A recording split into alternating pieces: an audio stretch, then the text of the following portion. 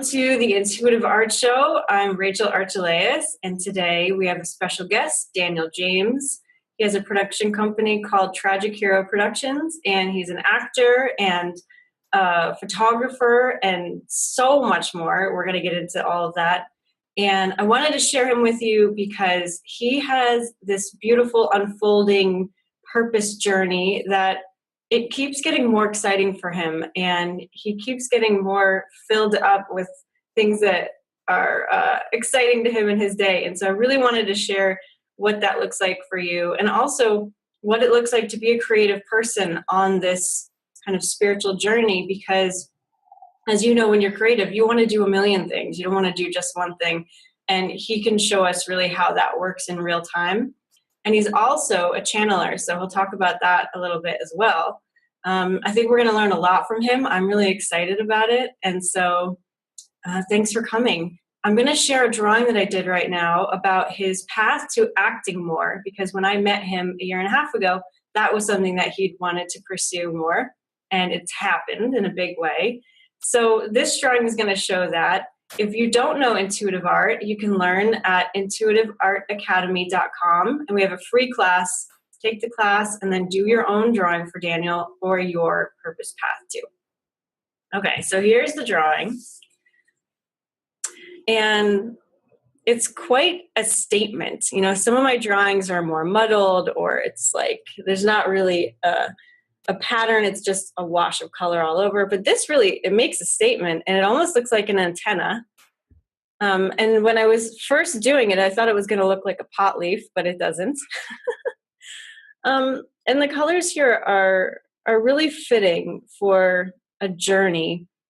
This color here, this kind of like purpley pink color, is all about spirituality and love. So I think tapping into what you love and, you know, having that be your purpose is pretty perfect. There's this circle of what you want. You know, he had this idea in mind that he wanted to act more. And so I feel like the circle really represents that idea of what he'd love to do more. And that also outlines these kind of pillars. And inside is an action color. So he has, you know, he's got to take action on what he loves and what he wants to do. And the brown is grounding, right? So he's got to make actual steps toward making this happen. Like, I'm sure he'll get into this more of what steps he took, but you have to actually go through the motions on the physical realm to bring this into play. And all these little dots here of raspberry are my inspired action color. So it's not just like I imagine the brown to be doing what you know to do already to be an actor, like getting headshots or sending them out or signing up with agencies. But there's also inspired actions that you take that are more from your higher self, of like, oh, show up here at this time, or go to this agency and not that one. So this looks like a journey of combining what your mind says to do, getting out there, putting in the work, but also listening to your inspirations and having a goal. How does that sound to you, Daniel? Sounds great. I think you nailed it. Cool. I really love the depiction too, because when I first saw that, I saw how it seems like it splits off in different directions. And I really like that concept, because you have to think about the way that your personal development happens in life, your personal evolution. Your path is never a straight one. You know how life kind of zigs and it zags and it ebbs and it flows and it expands and it contracts. So I like how the first thing I saw were the three lines that branched out into their own direction. And to me, that is resonant, because that's how my life happens. Yeah. It always splits off into different directions, and then it spider webs, and then it splits again. And I like that. Cool. Yeah, well, I think this is a good place to mention that you act in many different ways. So you have your own productions that you are, you know, you write, direct, produce, all of that, but you also act in them, and you also act in other people's productions, right? Like you go on casting calls and you're cast in movies. So yes. Can you tell us a bit about you and your background and how you started on this journey overall? Absolutely. it's an exciting story because when you're a kid and you have dreams about what you want to do as a career or what you want to experience in your life, you never know what the direct path is to that, because I really don't think that there is one, and you never know how that's going to crystallize and manifest. So my highest excitement and my biggest dream was always to be an actor. And, growing up as a kid, I didn't just watch movies and enjoy them. I saw all the big stars and I said, I'm one of those guys. That's where I want to be. And I just always just dreamt of it. And so growing up as a teenager, I would produce like little independent short films in my backyard with my buddies, and we'd shoot little movies and edit them. And whether it was for a class project in high school or whether it was just something that we wanted to do as a passion, as a kid, I've been doing it since I was 13. And then I started to take it serious around the time that I was 18. And I was a musician and singing in a lot of bands and stuff. And so being somebody who's so expressive, I always needed to have multiple ways to express, whether I was producing like a little short film with my friends or singing in my bands. And life happens. And I was pretty much taken out of being a musician and an actor and producing indie shorts all at once. And I just stopped altogether, completely. And that sucked because I really, really, really wanted to keep doing it. And I was very happy around the time that I was 18, but just something steered me in a different direction. And so around the time that I turned 25, because I'm 30 now, I was kind of dealing with some medical issues, and I felt like I also injured my voice as a singer. I'd injured my voice and I couldn't sing the way that I had been in bands for so many years. So I said, well, what can I do that's still creatively expressive? But I don't have to sing or use my voice in that way. And I remembered that I loved filmmaking and producing little independent short films. And I remembered that I had such a burning desire to act. Around the time that I was 25, I moved from Washington State to New York State and started producing independent short films again. And my approach was different this time, whereas I was doing it by myself and with whatever friends and family that I could have help me. With these small projects, I said, well, I want to act, and I've always loved acting, so I want to reopen that door and see what happens. So moving to a new state, into a new city where you don't know anyone from the local art community or the local independent film community or even, the film industry community, I didn't know anybody. So I said, I'm just going to write, direct, and shoot my own independent short films and act in them so that I can get experience in front of the camera.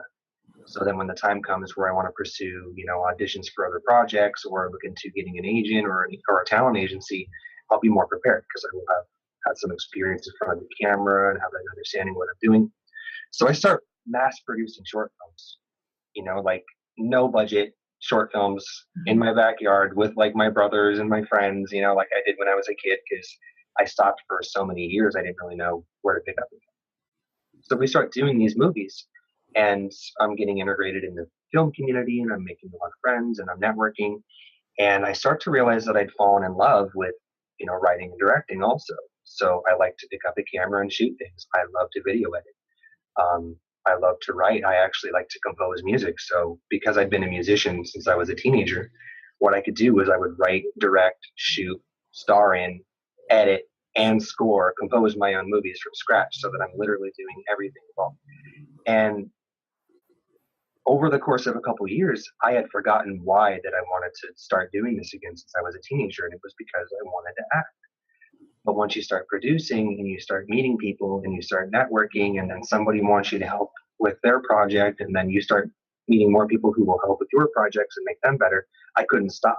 It was like this whole machine that had been constructed and then had become self-sustaining, and I just never stopped producing movies. So over the last 5 years since I moved to the East Coast from the West Coast, I've been involved in over 70 projects, whether they were mine or somebody else's, from, no budget independent shorts to feature lengths to unionized and non-unionized. And so I've done it all, and I've seen it all over the past 5 years. But then I realized I'd worked on so many projects, I had forgotten why I started again, which was to act.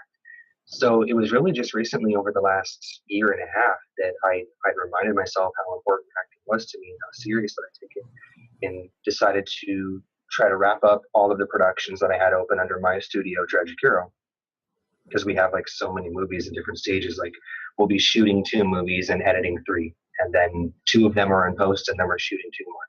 And so that's kind of been the system for the past 5 years. And I realized I have to create some more of like a happy medium, more of a balance in the projects that I'm working on where I can pursue acting again, which was the reason that I started to begin with. Thinking back to when I was a kid and seeing the big movie stars and wanting to be one of them, I'd always been taking necessary steps to reach that goal, but I kept getting sidetracked producing so much. So now here we are, and like I said, I'm 30, and it's almost the end of 2016, and I'm just now realizing, okay, I really need to like buckle down and take my acting as serious as I've always dreamt. And so over the last year and a half, I've accelerated from an independent, non-union actor just doing like low budget, no budget projects for small money or no money. And now I'm SAG union, and I have an agency, and I have an agent, and I have headshots and resumes and a demo reel and all that stuff. And now I'm working pretty much part-time, full-time, in all different types of acting roles. And the most exciting thing is I just went union 2 weeks ago. I just bought my SAG card, which is exciting. I've been eligible for 3 years and was always too nervous to go SAG from independent, because once you go SAG, there's a whole new world of opportunity that opens up to you. But at the same time, you're literally cutting out other elements of your opportunity. So if you're union, you can't act non-union anymore. And half of my monthly income was acting independently and getting paid for it. And now I'm not allowed to act independently anymore. I can only act in unionized productions, which is a little bit of a give and take, because it pays a lot better, but you may not act as often, depending on where you live and some of the opportunities and how good your agent is and things like that. So that's what I'm kind of learning, right now, and how to balance that a bit better, and how to continue seeking work now that I'm union, and how that changes my opportunities. So yeah, so. Well, congratulations on that. That's exciting. Very exciting. I feel really, really good about the decision, and now I'm wondering why I waited so long to do it. Yeah, well, I mean, I could see it as just like even a spiritual question, like the whole independent union. I mean, there's a lot tied up in that emotionally, and with the collective, Yeah, that could be a whole thing unto itself. So it makes sense that you waited. So bravo for listening the whole time, because I think what a lot of people do is they get sidetracked, and then they start to judge themselves and say, why am I doing this when I really wanted to do the other thing? What's wrong with me?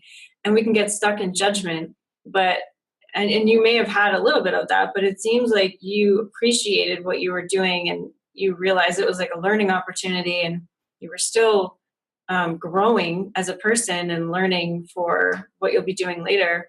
But then when you decided you wanted to pay more attention to acting, you did all the steps, and it's flowing for you. So that's really amazing. Thank you.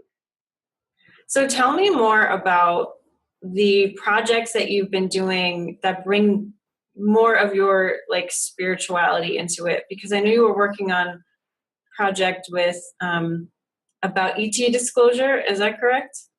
Yes, as a matter of fact, I have 2 projects that are very spiritual and metaphysical, and they integrate so many different aspects of spirit science. So to back up a little bit so that I can catch up with where I am now,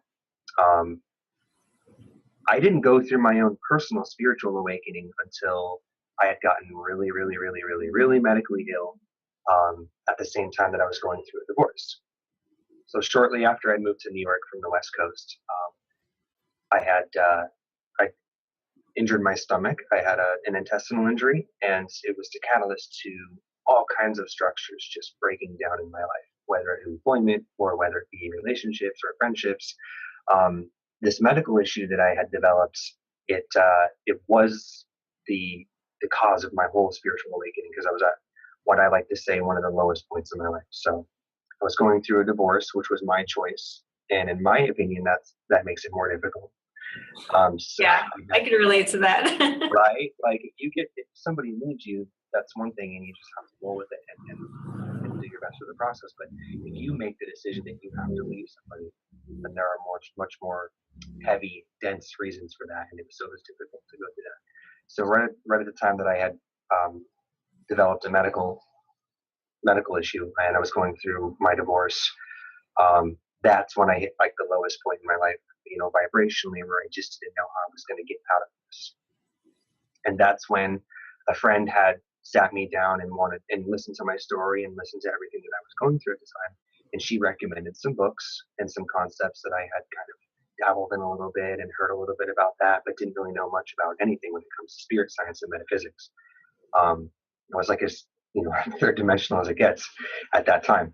And so she had turned me on to two books, which was one of them was The Journey of Souls by Michael Newton, which there are three of them. And then there was the Seth material, the Seth Speaks material, which there's a whole series of those books also. So you can imagine being somebody who's doesn't know much about metaphysics or spirit science, getting books like that. I'm not sure. Did you read the Michael Newton books, or of them? Yeah, and I think that was one of the first books I'd read too. It's a great book to open people up because he's so, scientific about it himself, since it's all hypnosis. So yeah. Absolutely. And that was one of the biggest things that drew me into spirit science. Is I can be a little bit more on the analytical side, and I'm a little bit more of a scientist when it comes to these concepts. So whenever there was more tangible case studies and things that had been backed up with science, it was always more resonant with me. So books like the Seth material and books like say for example Journey of Souls, those resonated with me much more because of the science behind them. So when I read those, I had a much more better understanding of life and why somebody might get medically ill or why somebody might go through a divorce. All of those types of difficult questions are answered in books like this. They're answered in concepts like this. And so I hit the ground running looking at those books. From that point, being, never having been more medically ill in my life, that whole world opened up to me, and it skyrocketed me out of like that, depression that I was in, and I was having money issues and the divorce, like everything just seemed to get better progressively, really, really fast. The more I understood about what's behind the curtain, the more I went through my own spiritual awakening. So I was still producing indie shorts and still acting as much as I could in my own productions and in other productions, non-union at the time while I was training myself. I just started to read as many books on the topics as I could, find whatever information on the internet that I could, dig up any documentary that existed about law of attraction and just anything that's spirit science. I had to dive right into it, and it became not an obsession, but it became like a healthy distraction from the situation that I was in. It was so hard for me. So that was like 3.5 years ago. And so I never met the connection between my spiritual awakening and my career. I always looked at them as very separate, and I never tried to correlate the two or blend them together, literally until I moved to Pennsylvania from New York. So once I left New York, my partner and I, we moved up here, and I'm freelance. I work from home, and I'm a full-time videographer and a video editor. And at the time, she was in school and working 2 jobs, so I was at home a lot by myself to work and to study. And this is, so right before I moved from New York to Pennsylvania, that's when I got really big into the concept of channeling. So I'd always known of the Seth material, but as far as like Jane Roberts goes, that was as far as I knew about channeling or a channeler in general, until I got into a little bit of like Abraham Hicks and started following some like law of attraction material. And she excited me, like the Abraham Hicks thing, that excited me, but it still didn't resonate with me on the level that I was seeking, because it just wasn't quite scientific enough. Like if you know the Abraham Hicks material, she's very generalized in like a couple topics, and that's what she focuses on. Even when somebody in the hot seat wants to talk about something that you hear at a Bashar, at a Bashar event, she just doesn't really go there. So I found Bashar's material through Abraham Hicks. And so once I found Bashar's material about 2.5 through, almost 3 years ago, that material being more scientific was what really resonated with me. And then from learning about Bashar and then finding all of the other amazing channels that we have, all throughout the world, I started channeling on my own. So I had always used a technique that I read in the very first Seth book, where he teaches you how to alter your brainwave states. So what I used to do is when I would go into meditation, I would use a manifesting technique after you elevate your brainwave states into, like, say, the alpha states. You're going like alpha, theta, and gamma. And so I learned how to use those techniques to get into that place where I could manifest faster, because you're closer to the template level reality, as Bashar says. And I just felt like it was a more clear, rich place to deliberately create from, rather than using like a mantra or any sort of ritual. Well, one day while I was doing that, I started to realize that I could communicate more directly with my spirit guides, and have open dialogues directly with them, as if, you and I are talking right now. I can communicate with them in that way when I alter my brainwaves. So in doing that for a while, I decided for the first time that I wanted to do a film. I wanted to produce a movie that was about the things that I'm passionate about. And for me, I felt a little apprehensive to do it, because so many of the people that I know in the television and film industry, or even, say, for example, my local film community, I don't meet a lot of people that are spiritually, awakened or conscious, or, they're not like chasing that sovereignty for themselves. They're still kind of really rooted in like the 3D paradigms. And as time goes on, it's exciting to meet more people who know about spirit science in the community, and that's great. But you'd be surprised how few people in the industry are not there. They're just not there right now. So there's a lot of things that I just maybe might not talk about with them, or maybe not tell them about myself, because not that I keep it from them in any way. It's just that they don't know about it yet. So I'm always in a situation where I'm explaining everything from the beginning. So I didn't want to integrate, my metaphysics and my spirit science into my film work and my career just until recently, when I moved to Pennsylvania. So I sat down with my team. I have a team of people that work with me, and I said, I really want to do a movie about that depicts extraterrestrials in a positive way, because so many films that we have, in mainstream media, they depict them negatively, like they're, going to abduct us and do terrible things, and it's all scary. And you and I both know that it's just not the case. Yeah. So I said, what's the most non-invasive way to introduce these new ideas amongst a community who's not too familiar with it? And I felt that was entertainment. So entertainment is the least abrasive, imposing way to deliver new ideas. I meditated on it, and I said, what can I do to get some of these messages and these stories that are more positive in content into, mass media? So it was definitely film. So we wrote the project Those Who Seek, and Those Who Seek is about a character named Felix Fox, who's diagnosed with a terminal illness, and at that time in his life, he was just getting ready to propose to his girlfriend, and things were going really well, but then he got medically ill, and he got really angry about it. So in the film, what happens is he decides to take his own life. And the night that he goes to take his own life, he receives intervention from an extraterrestrial race who not only saves his life, stops him from hurting himself, but they also cure his medical illness. And they kind of lead him on this journey of self-discovery, where he realizes that he's meant for a lot more, and he has much more to do. And so that's what Those Who Seek is about. What we did was we said, okay, well, I know a lot of people in the film and the television industry who don't know about these things. If I just call up my buddy who works on this TV show and I want to talk to him about aliens, he's going to laugh at me. But if I do a movie that's fictional, he'll watch that. And then what happens is you plant the seed and it grows, and then people can take whatever little bits of information they like, and they can leave the rest. And that's what's beautiful about free will.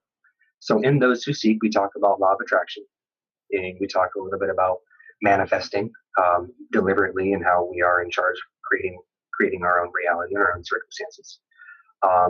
We depict an extraterrestrial race positively, and I chose to use the race that I channel. So when I channel a race from Orion called Za, and they're like a kind of like a reptilian fourth density being, but they're very positive and benevolent and very loving. And one night, I said to myself when I was writing this film, I said, I don't want to use any sort of like blanket term extraterrestrial. I don't just want to fabricate some type of fictional race or fictional aliens used in the movie. I'd like to use a real race that we actually interact with in some way. So I went into the channeling state, and I connected with my guides, and I openly asked my guides to put me in touch with an extraterrestrial race that would be interested in collaborating with me on the project of the movie and be the race that we depict. So that was the first time that I ever channeled anything other than my own spirit guides. Was the Za race came through, and that's when I met them the first time, and they were so excited, so excited that I had reached out to involve them in this movie. Because one of the things that this particular race is most excited about is they're excited about people who want to use entertainment in forms of art towards benefiting the ascension process. Anything from our fourth density shift to our fifth dimensional shift, anything about ascension right now that can be told, but you can tell that story through entertainment, the Za is all about. Like, they love it. So they were the ones who came through, and they're the ones that we depict in the movie. And that was the first time that I made the conscious effort to say, okay, you know what, I'm just going to come out with it, and everybody that knows me as an actor and a filmmaker, they're going to see this other side of me that I've been keeping private for several years now, and it's all going to come out in this movie. So I am a channel, but I don't do it publicly like so many of our friends that we have. It's just more of a private thing that I do for friends and family, and for myself. I channel for myself all the time. And so the first time that my channeling would ever come out publicly will be in the movie when I release it, which it'll be for free to watch online. We had done a crowdsourcing campaign for it that was successful, and we raised all of the money to produce the movie by people who are passionate and excited about these concepts. So the best thing that I can do for Ascension and to spread an awareness on these concepts that I'm so passionate about was to make a movie that would be free to watch. Nobody has to pay for it. No one has to rent it. You don't have to go to the video store or to a theater. And we're just going to put it online so that it can reach as many people as possible, because we infused so much information into the story that's important to people who are new to the concepts. We just wanted to reach as many people as possible. So we didn't want to limit it in any way, like charging people to see it. So that's Those Who Seek, and it's like my baby. It's like my life story. I've infused a lot of my medical history into it. So when you see my character Felix going through his medical issues, these are all things that I've been through in real life, and situations that I've been in. And then my personal contact with extraterrestrial races is also depicted very similar in the film. And my journey into becoming a channeler is also depicted. So we're really excited to show everybody this project, and it's still in post. It's being worked on by 3 different people, 3 different teams, doing different aspects of the post-production right now. So I look to have it done by Christmas is my goal, but I do the best that I can. So it's on its way. It's coming. Excellent. And so I take it you're acting as Felix in the movie? Yeah, I play the lead, Felix Fox. Cool. So that it could be somewhat of like an indirect biography of the story of my life. So this is something that takes a lot of coordination, a lot of planning, a lot of help. I think a lot of people, even if they're really excited, even if they have experience maybe doing short things, there's a lot of mental hurdles you're going to have to overcome in order to believe that you could even accomplish and get the thing done. So what was it like for you when you had the idea and you were excited about it? Did you have to kind of work through all the doubts that came up about that? Or was it just you had enough energy from the inspiration to get it rolling, to get the people on board? What was it like for you in the beginning stages of making this? To keep it simple, I was so excited to do this project about extraterrestrials, and to use this movie as an opportunity to come out with all of my personal beliefs about spirit science. Also, that I got together with my partner who co-writes with me, and we wrote it. Actually, 3 people wrote this project alongside myself. We had the script, and then we said, okay, how are we going to do this? So I realized that the movie needed a budget. It was really small budget, especially for an independent film. It just needed a little bit of money. And I said to myself, okay, well, how are we going to raise the money for this particular topic that everybody that I know who will give me money might not give me money about this movie? What am I going to do? So that's when we opened it up to crowdsourcing that have been financed through donations. And holding a high vibration and making sure that my team always stayed very positive and holding their vibrations high about being able to raise the capital that we need to produce the movie. I think that the act of having a fundraiser campaign, it really just buried all those doubts that I had so quick, because I was apprehensive to come out with this really, really, really private aspect of my life. Being a public figure, you never know how people are going to take like big news. And so they come out, hey, just so you know, I channel. Mm-hmm. And 9 times out of 10, they're like, what's channeling? Right? Yeah. So I knew that the importance of the movie and the message and the energetic content that we just kind of wove in and out of the story. I knew that that was going to carry me past all of my doubts and disbeliefs that A, the movie could get produced successfully, and B, that it would be received positively or negatively. I knew that it would be, that it will be perceived positively. And so whenever I got doubtful about doing a movie about these topics and having the money to do so, because it's not the type of movie that you could just do without any money with your friends. It needed some money. It needed, a couple grand. So we raised the money really fast. Nice. And really easy. We superseded our goal. So if we needed to raise X amount of dollars, we came in over that mark, which was very helpful.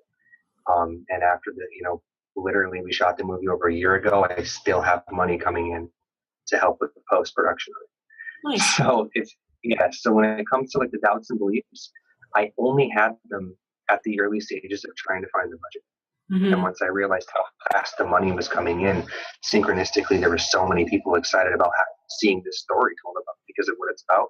The money just flew in, and then I had crew from Western New York. I had crew from Pittsburgh, Pennsylvania.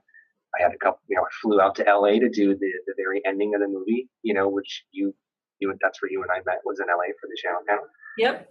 Everything came together so synchronistically, like it just locked right into place effortlessly, that whatever little doubts or preconceived notion that I had about, how it was going to get put together or how it would be received, it was gone fast.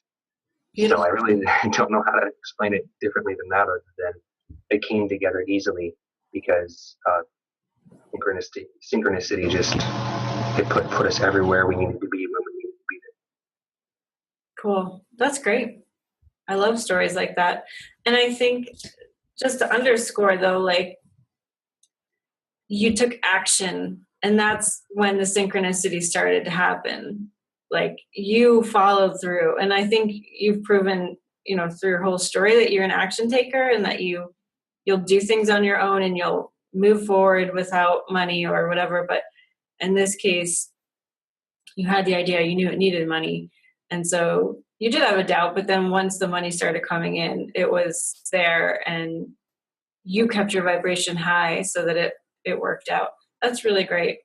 Absolutely. And the one little thing that I can add to that is, one thing that I'm constantly reminded, and I feel inspired to say right now, is that I always reminded myself that I was creating the circumstances mm-hmm. that I needed in order to either finance the film or get the crew that I needed or get the support that I needed to do it. I always held the vibration that I knew I needed to believe in myself and believe that everything I needed would happen before it did.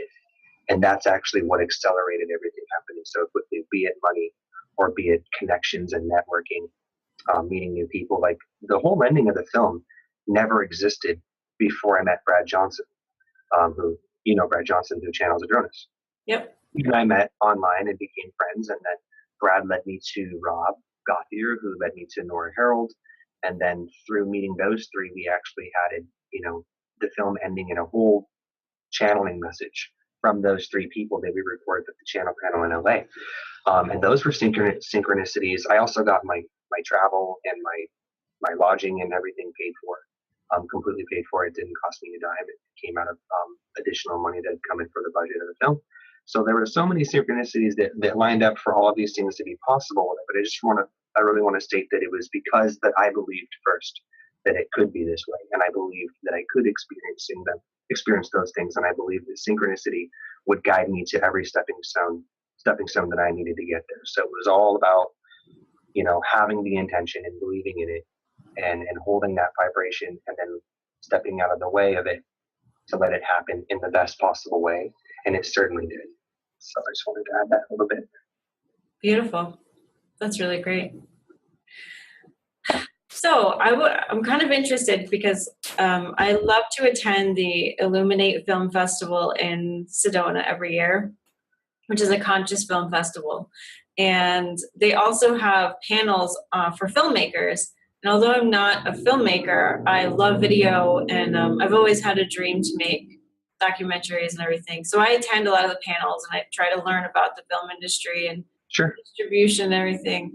And a lot of them, the filmmakers that I met, had great success offering their film for free online and then collecting emails and monetizing on the back end. So like, okay, you watch the film for free, but they give you an option to buy it so that you can keep it, or they'll sell merchandise or whatever. Are you doing any kind of back end monetization like that? Or has that not been solidified yet? That's a great question. I know all about monetizing and how it works and how to generate an income through advertising. The only thing is I haven't done that yet. It's just not an avenue I've tapped into, and I know that a lot of people have great success in that. I might actually monetize those who seek, because it'll be free to watch. And like, say for example, like the way that you probably do through YouTube. I'm not sure if you monetize your videos in that way. But when it comes to short films, I've personally found that it's more difficult to generate any type of income on short films. Because of the way that the television and film industry works, you really just can't distribute them. You can't market them as you can a feature length, be it a documentary or be it a feature length narrative. Short films just aren't really eligible for distribution. So any filmmakers or independent documentary filmmakers out there that produce anything that's less than 45 minutes in length, that's considered a short film. And what you could do is you can pitch that to like Amazon Prime. You can put it on YouTube and Vimeo, and I know that you can monetize your projects through those avenues as long as you own all the intellectual content. I just personally haven't done that, because what we want to do as a studio with Tragic Hero is I've been doing short films for 6 years, and we've evolved, and we're growing out of doing short films because we also have an understanding that you really just can't get them distributed through any mass market. There just isn't a market that involves money when it comes to shorts. Sometimes you can get financed to produce shorts, but HBO, Stars, any television network, they don't purchase them from you because they're shorts. They only want to buy feature projects. So I personally just haven't, but I know that it's possible and that you can be successful if you know where to market them. So what we're going to be doing in 2017 is we're going to be producing feature lengths that we can get distributed by taking them to festivals and pitching them to distributors. As long as it meets certain requirements, 9 times out of 10, it's easier than you think to get a feature length documentary or a feature length narrative distributed, as long as it's not short. So, and all I have are shorts, to be honest. I've been producing shorts for so long, they're all I have, and I realize that I can't make any money on them. So that's so interesting, because a big part of my work is helping people create a living off of what they want to do, their passion or their purpose, whatever they call it. And more often than not, we're having to create a model for monetizing whatever they do because it doesn't exist yet. So for you, this is really interesting. And it's cool that you're now going into the feature length to solve a lot of those problems. But I think it's really interesting that that's been an issue. And something will come to you someday, perhaps, if it's necessary. But yeah, that's really neat to learn about different industries and how they work. Yeah, certainly. And I'm always going to have like a really soft spot in my heart for short films, because they're where I've learned how to become a filmmaker and where I learned to act. And I'm probably never going to stop doing them. We're just going to slow down. So, the best thing that I could suggest to market, like I said, to market and potentially generate any type of income off of, be it a documentary or a narrative that's less than 45 minutes in length, it would be, by posting it on your YouTubes and your Vimeos and approaching Amazon Prime. And I do know that HBO actually offers a short film category. If you subscribe to HBO, they stream shorts. So there are some places that you can stream short films and generate an income. It's just a bit smaller than anything feature length regarding the amounts that the companies will offer you. it's commonly less than what they'll offer you for a feature narrative or a documentary, which is another reason why we're trying to evolve into features so that we can make a sustainable income through our company generating revenue from our passion projects. Mm-hmm. That's really cool. Yeah, I know what you're saying about Vimeo. Ruben Langdon's series about extra dimensionals is a great example. They're longer form. They're, about hour-long interviews, but he charges, I think, $1.99 for each of them. And yeah, it's definitely a way to go. Like if people are listening and they have some content that they want to put up there and it's not really right for distribution, go find a way to make money if you want to do that. Absolutely, definitely, it's possible. As long as they monetize it on Vimeo or YouTube and they own all the intellectual rights to their property, you just have to find a market for it. You can advertise through Facebook, and they can advertise. They can purchase for really actually not a lot of money. You can purchase third-party agencies that will market and mass market your product for you. So if you have links and you to say, for example, something that you produce and you're charging $1.99 to watch it on Vimeo or YouTube, there are companies where you can hire them for pretty cheap to get the reach and the spread, the reach of the views on your product to increase so that you're getting more purchases, you're getting more views. And so, having a good marketing strategy for something that may not be as well known or doesn't have any public figures attached so that the reach of what you're doing, it might not be as far. Having a good marketing strategy will also increase revenue stream as long as you're charging for it and it's marketed properly. You can be successful. You can generate an income on this, definitely. Interesting. So I can't believe we're almost out of time, but I want to hear more about your musical talents and how that plays into everything. So I imagine, you're very expressive, like you said. You have all these avenues of sharing yourself. Each of them probably fit a little bit differently in what you express and how you feel. So what does music do for you, and how does that play into your day? Do you do it every day? Do you just do it for projects? Do you do it for fun? Great question. So when I was 16, I got my first guitar and my first keyboard. And I had grown up listening to so much music, the type of music that kind of helps you escape any sort of difficult situation that you're in. You turn on a good song that helps raise your vibrations, and maybe you find a connection to the lyrics and it inspires you and it helps you in some way. So when I was a kid, I was drawn to music that inspired me and not necessarily serve as a distraction, but offered a vibration that I could relate to. So a lot of times the lyrics or the tone or the genre of the music was very inspirational. So I said, well, I want to do this. I want to create this music that inspires me and makes me feel better. Helps me get through, difficult times and all those cliche things. And so I started writing music and recording it myself. So I'd compose, keyboard and guitar and bass, and I'd program synthesized drums, and I'd mix it and just make songs in my room for hours and hours and hours. I never got any sort of traditional training to play any instruments. I just bought instruments and played them to the best of my ability. And then from there, that's when I started performing in bands.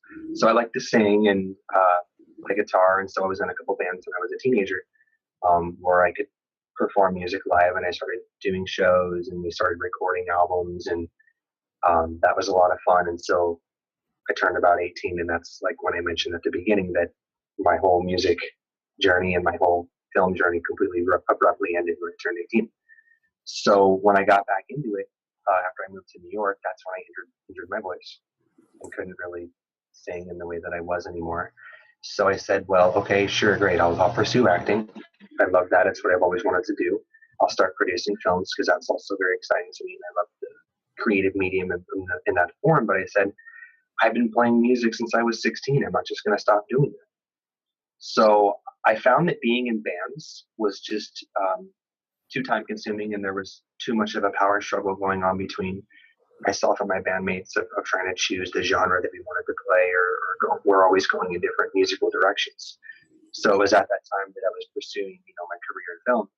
that I said, okay, here's what I'm going to do when it comes to, picking up my guitar, picking up my keyboard, and composing music.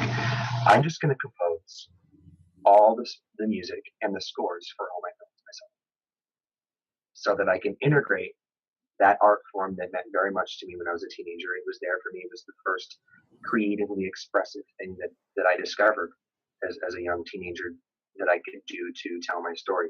Some people paint, some people draw and sculpt. I just like music. So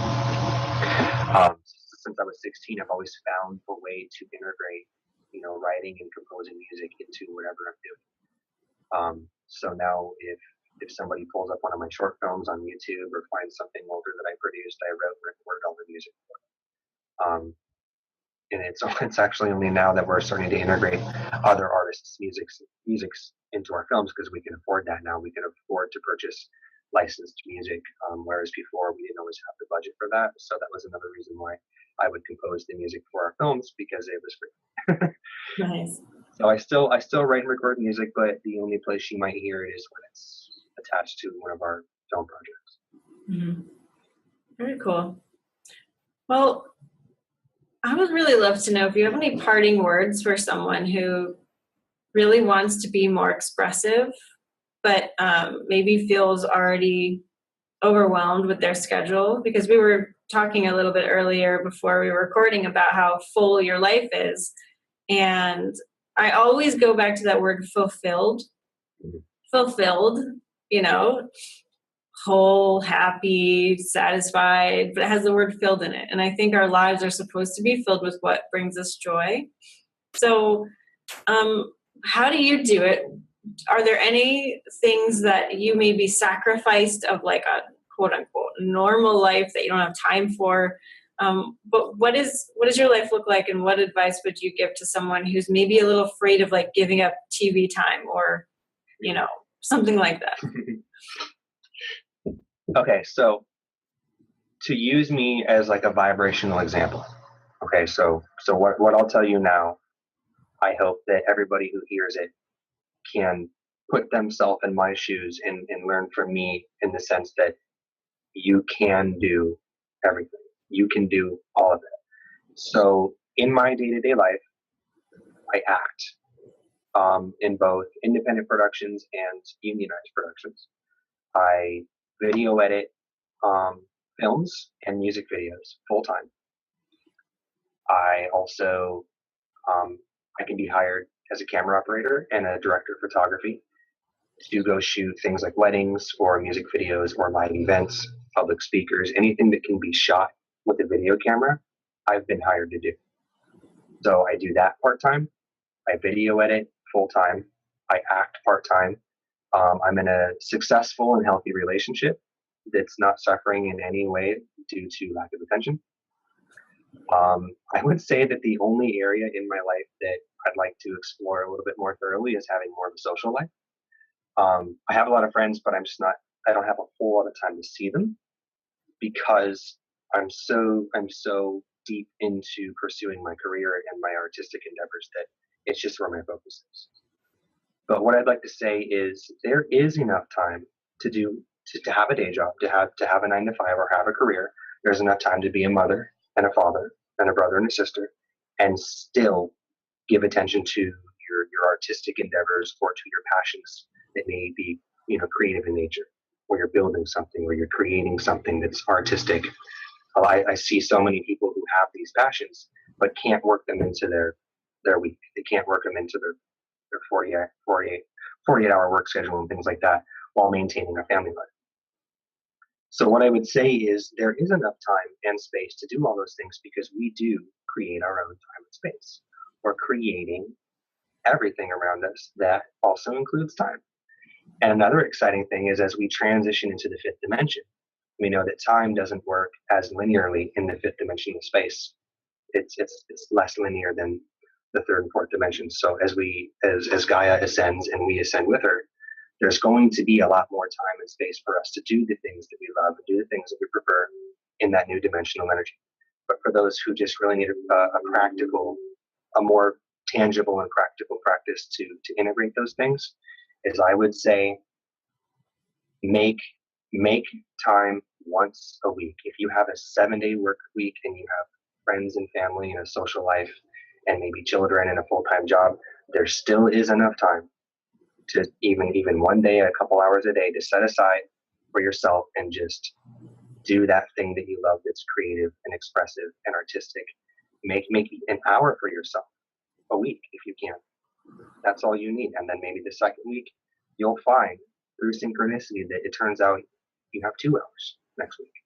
And if you really enjoy it and you really love what you're doing and you find that this creative thing that you're doing, it makes you happy and it feeds to your joy, you'll find that on the 3rd week, you have 3 hours to do it. And you'll see that this perpetuates and it rapidly accelerates. Because if you have a creative talent, if you paint or you draw or you sculpt or you're a singer or a pianist or a video editor like me or a filmmaker or an actor, if you have a joy that's artistic and expression, it's because somebody out there, anybody, even if it's one person, it means that it will resonate with them. It might help them in some way. They may meet a connection to it, even if it's so simple and so unique to you. If you have a talent or a skill, it's because it will help people. It can help people. And it's an indicator that if you can do it, it's because it will help people. It can help people. And that's one of the biggest things I love about being a filmmaker is some of the work that I do, it resonates with people, and I get emails and Facebook messages about, the projects that I've produced or one of my acting performances and how, they connected to it in a certain way and it helped them understand something differently, or it just resonated with them. And that's confirmation, from the universe that I'm doing, I'm acting in my highest excitement. I'm living my joy because I get those reflections back. And I feel like being an actor, it's unique to me, but anybody could have another artistic, creative medium. And if they have that, it's unique to them. It's specific. It's because it's there for them, and somebody will benefit from it in some way. And I would say just try not to attach any labels. And if you feel like you don't have time, you do have time, even if it's a little bit. And that little bit might be all that you need for it to grow and expand. Well said. Beautiful. Well, you've been the easiest interview ever because it's like we're telepathic. Because I talk so much. My questions before I'm asking them, so it's great. Well, I absolutely can't wait to dive into more of your material and to see Those Who Seek when it comes out. I'll definitely share it and be part of promoting however I can. And I really want to thank you for spending an hour with us and sharing your journey, because I know it's really going to help a lot of people open up to their own. So thank you. Well, thank you so much, Rachel, for having me. I think you're lovely. It's been a lot of fun to talk for an hour straight. Probably why it went so quick for you, because I'm like a little bit of a motor mouth to talk about. That's great. Yeah, it's all good though. Really wonderful. Cool. All right. Well, thank you. We'll definitely have you on again, and I can't wait to learn more about your journey and everything else. I think you've got a lot of fascinating things going on, and keep doing it. And thank you. Thank you, Rachel. Thank you so much for watching. If you're new to intuitive art and you've never done it with me, go to intuitiveartacademy.com for your free class. You'll learn how to have a conversation with your higher self in 3 easy steps. That's intuitiveartacademy.com. And if you're already a pro or you've done the free class and you want to learn more about creating abundance from your purpose, go to workyourpurpose.com and you'll watch a free video series all about what it takes to create a purposeful income from doing what you love. All right, enjoy, and I will see you later. Bye-bye.